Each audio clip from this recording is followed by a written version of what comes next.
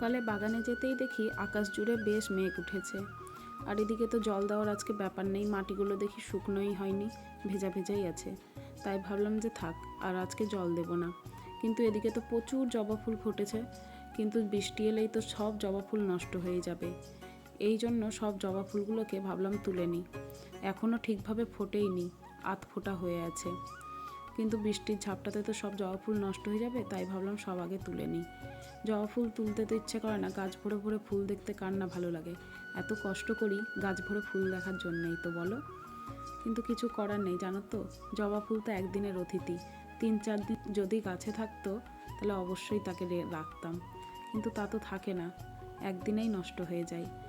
তো যাই হোক, বৃষ্টি আসার আগে সব ফুলগুলো তুলে নিলাম। এই দেখো সাদা ফুলগুলো না এখনও ঠিকভাবে ফুটেনি, তবে এগুলো তুলে নিলাম, একটু পরেই নিজে নিজে ঠিক ফুটে যাবে। ফুলগুলোকে দেখে একটাই কথা খালি ভাবনা আসে যে এই ফুলগুলো 4-5 দিন ধরে গাছে কেন থাকে না, কেন একদিনে শুকিয়ে যায় এত সুন্দর সুন্দর ফুল।